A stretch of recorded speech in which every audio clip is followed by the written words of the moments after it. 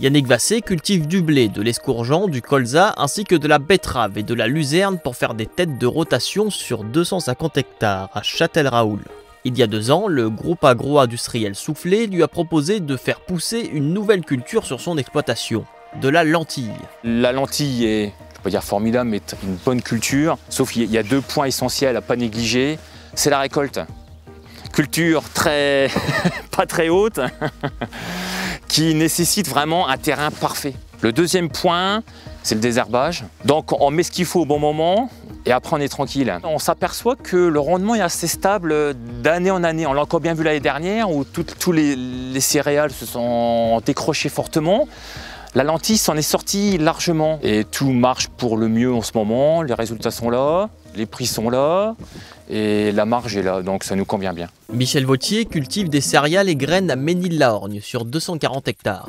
À la fin des années 2000, les rendements de son exploitation stagnent et il doit utiliser toujours plus de produits chimiques. Il décide donc de basculer du conventionnel au biologique. Aujourd'hui, il vend en direct des produits sur sa ferme et ses revenus ont augmenté. J'ai changé de métier. Il faut que je connaisse bien ma terre et en fonction de la terre, du salissement, je vais y implanter telle ou telle autre culture. Je reviens à la charrue.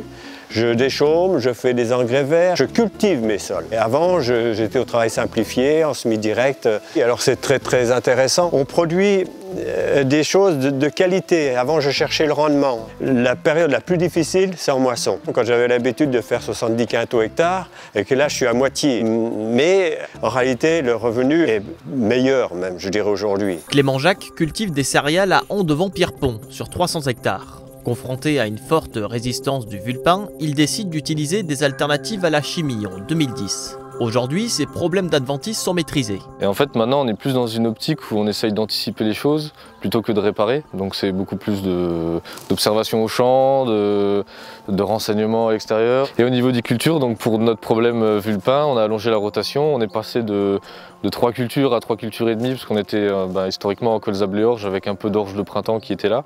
Et on a nos ronds sales de vulpin qui ne s'agrandissent pas. Alors qu'on peut observer dans la nature plutôt des choses où ça se répand de plus en plus. Donc d'un côté, on peut observer une petite part de réussite quand même. Ouais. Philippe Lemay cultive des céréales à Aulnois-en-Perthois, sur 250 hectares. Il décide d'arrêter de travailler son sol et se lance dans le semi-direct sous couvert végétal en 2004. Beaucoup de choses ont changé. Avant, quand je travaillais mes sols, ça faisait une rupture de capillarité.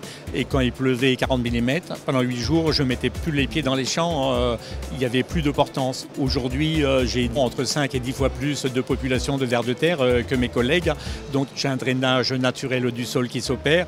Il y a mes taux de matière organique qui ont fortement augmenté. Et donc, c'est plus poussant. Le système se met en place. Mais par contre, au début, j'ai galéré. Parce que les bactéries, les champignons, les vers de terre, c'est pas livré dans la caisse du semoir. Et si vous vous rappelez chez votre maman ou chez votre grand-mère dans le jardin, où est-ce que les tomates, les potirons et les courgettes étaient les plus jolies, c'était quand même sur le pourrissoir, là où la terre était bien noire, quoi.